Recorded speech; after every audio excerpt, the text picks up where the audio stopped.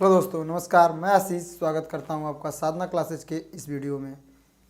इस वीडियो में हम लोग क्लास 12 फिजिक्स इलेक्ट्रोस्टैटिक्स का चैप्टर नंबर 2 विभव तथा विभवांतर को आगे बढ़ाते हुए आज हम लोग इस वीडियो में अध्ययन करने वाले हैं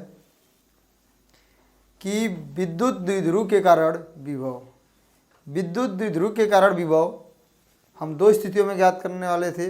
पहली स्थिति में थी आपकी अक्ष पर स्थित बिंदु पर विभव और दूसरा आपका निरक्ष पर स्थित बिंदु पर विभव।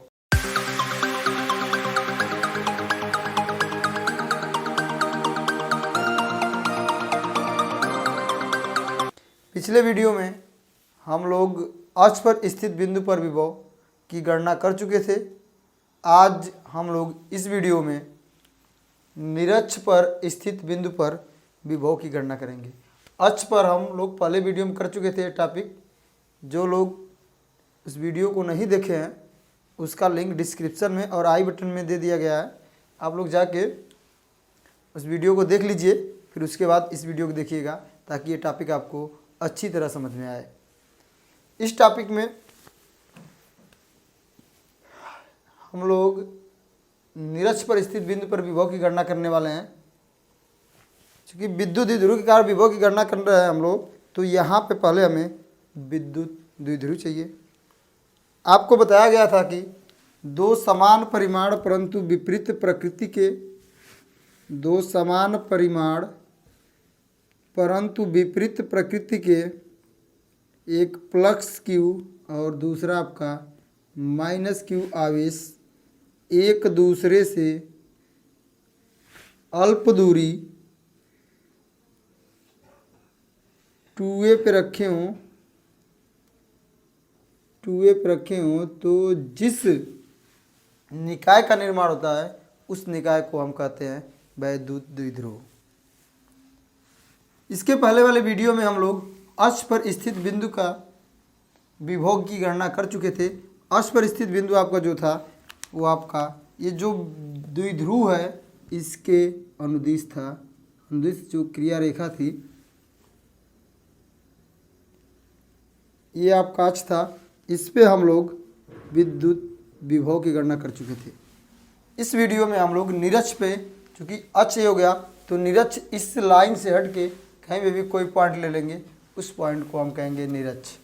तो हम मान लेते हैं कि यहाँ पे जो बिंदु माना गया था आपको वो पॉइंट आपका ओ था। जो पॉइंट था आपको ओ था, जो ओ से बिंदु ए तक की जो दूरी थी वो ए स्मॉल ए। अब बिंदु ओ से बी तक की दूरी थी वो आपकी कैपिटल जो आपकी दूरी थी ओ से बी तक की दूरी वो आपकी स्मॉल ए थी। ये था अक्ष पर, लेकिन हमें इस वीडियो में निरक्ष का अध्ययन करना है। तो निरक्ष पे हम मान लेते हैं कि जो हमारा पॉइंट है, कोई पॉइंट है पी, ये आपका पॉइंट है पी। ये देखिए जो आपका ये पॉइंट था ये आपका अक्ष था। ये जो पॉइंट है ये बिंदु पी, जो बिंदु ओ से, इसे हम ओ मान लेते हैं, ओ से आर दूरी पर है। ओ से आर दूरी पर है बिंदु पी। जिस प्रकार हम यहाँ पे बिंदु पी आर दूरी पर लिए थे उसी प्रकार हम मान लेते ओ से आर दूरी पर है एक बिंदु पी है जो निरक्ष पर स्थित है। निरक्ष आपका ये है, इसके लंबवत ए बी के। यहाँ से हमें अब प्लस क्यू आवेश के कारण बिंदु पी पे विभव और माइनस क्यू आवेश के कारण बिंदु पी पे विभव की गणना करनी है। तो प्लस क्यू आवेश से बिंदु पी की दूरी कितनी होगी, माइनस क्यू आवेश से बिंदु पी की दूरी कितनी होगी, क्योंकि हमें पता है कि विभव v बराबर आपका होता है K Q upon are. Are जो है आपकी ये दूरी है, वो v बराबर होता है के क्यू अपॉन आर। जो दूरी है वो आपको पता होनी चाहिए। तो यहाँ से यहाँ तक की दूरी पहले हमें पता कर लेंगे कि यहाँ से ए से पी तक की दूरी कितनी होगी और ए से बी से पी तक की दूरी कितनी होगी। ओ से पी तक की दूरी जो है आर है, ओ से पी तक की जो दूरी है वो आपकी आर है। ए से बी तक की दूरी हमें चाहिए, सॉरी ए से पी तक की दूरी ए से पी तक की दूरी हमें चाहिए कि कितनी होगी। ए से पी तक की दूरी, ए से पी तक की दूरी ये हमें पता करनी है। बी से पी तक की दूरी कितनी होगी ये भी हमें नहीं पता है, इसको भी हमें पता करना है। इसको पता करने के लिए हम लोग देख रहे हैं कि ये जो एंगल है वो एंगल आपका 90 अंश है, और ए बी जो आपका एंगल है ये भी आपका कितना है 90 अंश है, क्योंकि ए बी पे लंब है ओ पी, तो ये जो एंगल बनाएंगे 90 अंश। तो हम देखेंगे यहाँ पे त्रिभुज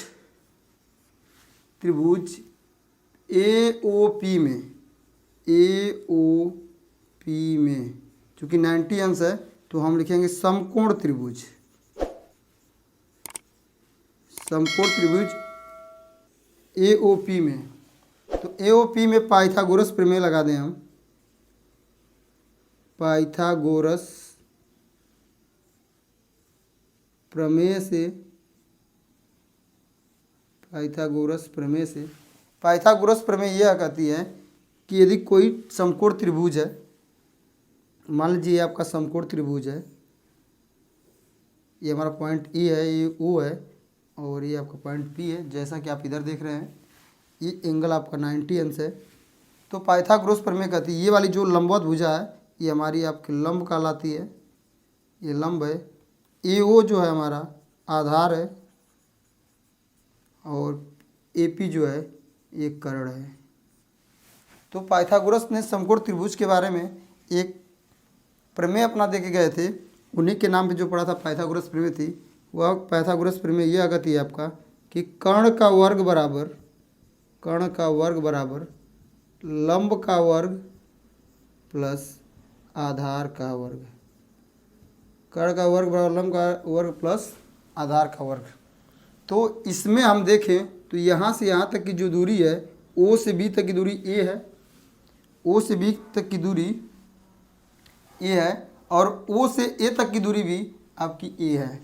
तो आपका जो आधार होगा, जो कर्ण क्या है यहाँ पे आपका ए पी है, कर्ण आपका ए पी, ये हो जाएगा यहाँ से ए पी का स्क्वायर बराबर लंब जो हो जाएगा आपका ओ पी का स्क्वायर प्लस आधार जो होगा ओ ए का स्क्वायर। आप यहाँ से भी समझते आधार जो है ओ ए है और लंब जो है ओ पी है और कर्ण जो है ए पी का स्क्वायर। यहाँ से हम देख रहे हैं कि ए पी का स्क्वायर बराबर हो जाएगा आपका, ए पी का स्क्वायर बराबर ओ पी का मान कितना है आपका आर है, ये हो जाएगा आर का स्क्वायर प्लस ओ ए का जो मान है ओ ए बराबर ओ ए, ये आपका स्मॉल ए है, तो यहाँ पे ओ ए की जगह पर रख देगा स्मॉल ए का होल स्क्वायर। अब देखिए यहाँ से ध्यान से ए पी बराबर आपका हो जाएगा, ए पी बराबर यहाँ से स्क्वायर हटाएंगे तो उधर जाके रूट लग जाएगा, under root are square plus A square. A P बराबर हो जाएगा आर स्क्वायर प्लस ए स्क्वायर अंडर रूट में। तो यहाँ पे हमें जो ए पी का मान मिल गया वो under root are square plus A square. ठीक है, अब हमें ए से पी तक की दूरी मिल गई। दूसरा आपका है त्रिभुज, समकोण त्रिभुज पी ओ बी में, समकोण त्रिभुज पी ओ बी में। इसमें भी हम पाइथागोरस प्रमेय लगाएंगे, पाइथागोरस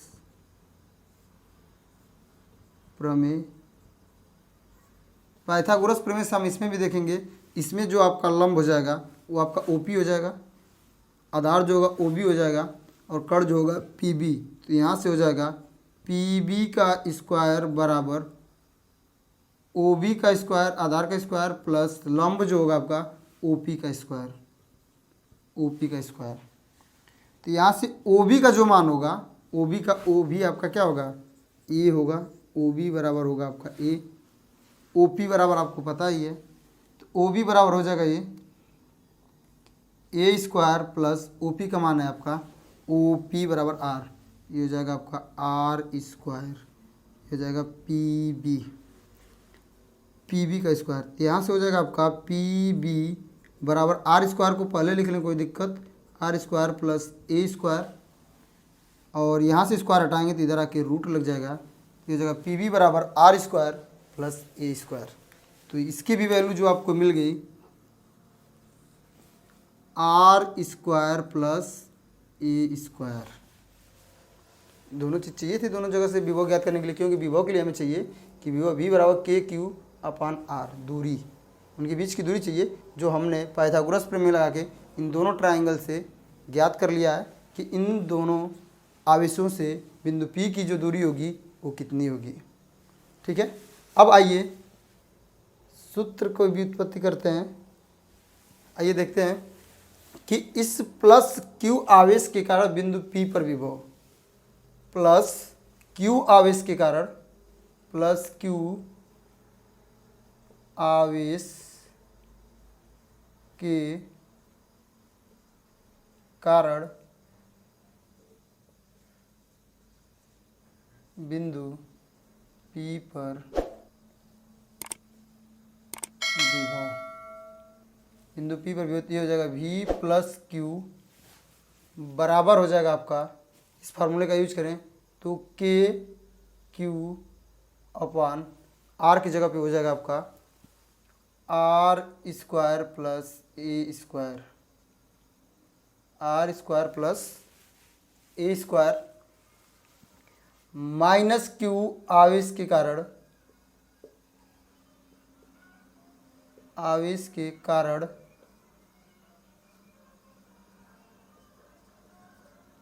बिंदु P पर विभव,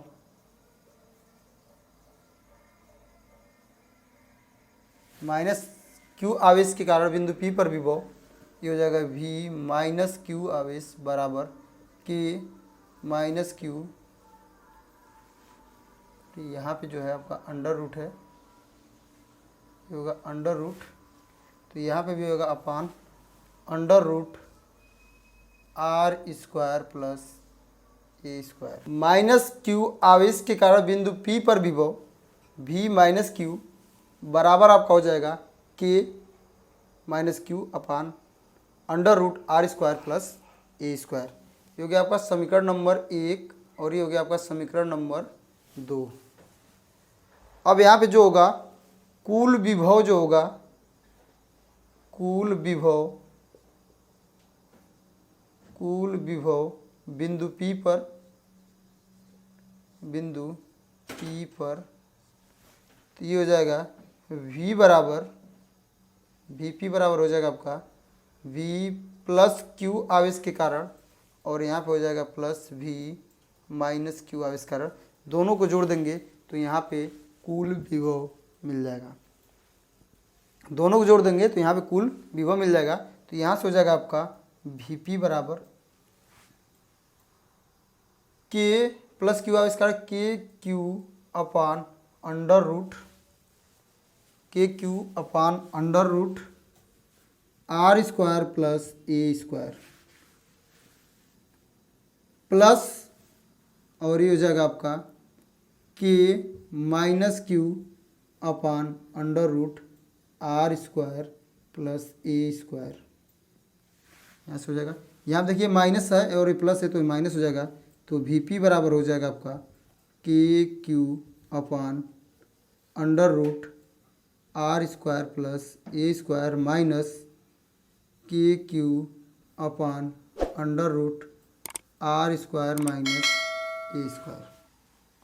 यहाँ से होगा Vp बराबर k q upon under root are square plus A square और माइनस के q upon under root are square plus A square.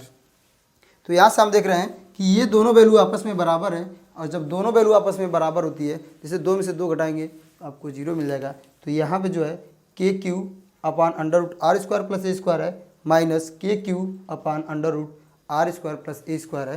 तो यहाँ से जिस प्रकार हम देखते हैं कि 2 माइनस 2 बराबर 0 या 5 माइनस 2 बराबर 5 माइनस 5 बराबर 0, तो जब वैल्यूज बराबर होती है और एक दूसरे में से घटाई जाती है या माइनस की जाती है तो उसका जो परिमाण आता है वो 0 आता है। तो यहाँ से जो हो जाएगा Vp बराबर 0, यहाँ से Vp बराबर क्या हो जाएगा 0, तो आपसे जब कभी भी पूछा जाए कि विद्युत द्विध्रुव के कारण निरक्ष पर विभव कितना होगा, तो आप बताइएगा 0 होगा। विद्युत द्विध्रुव के कारण विभव निरक्ष पर तो आपका क्या होगा, 0 होगा। ये आप याद रख लीजिएगा।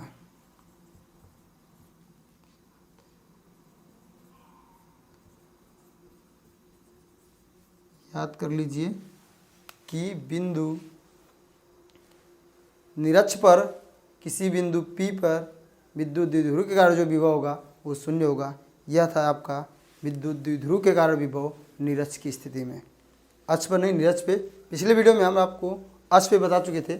आइए इसको एक बार फिर से रिवाइज कर देते हैं कि निरक्ष पर जो स्थित बिंदु है उस पर हमें विभव ज्ञात करना है। तो सर्वप्रथम हमें क्या विद्युत द्विध्रुव लिए, उसको हम O से A तक को 2 भागों में बराबर भागों में बांट लिए। वहाँ से एक निरक्ष लाइन खींचे जिसपे एक बिंदु P स्थित है। उस बिंदु P पर A से P तक की दूरी कितनी है उसको हमने पाइथागोरस प्रमेय लगा के निकाल लिया, और A से B से बिंदु P की दूरी कितनी है उसको भी पाइथागोरस प्रमेय से निकाल लिया। हमने देखा कि दोनों तरह की दूरियां क्या आती है, बराबर होती हैं। हमने आपको निकाल के दिखा दिया कि B से P तक की दूरी और A से P तक की दूरी दोनों बराबर है, ताकि आपको कोई कन्फ्यूजन न रहे।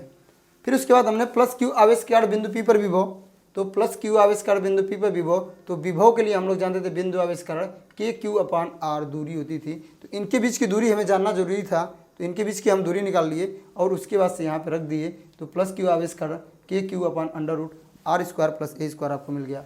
माइनस Q आवेश के कारण बिंदु P पर विभव K - Q/√R² + A² मिल गया।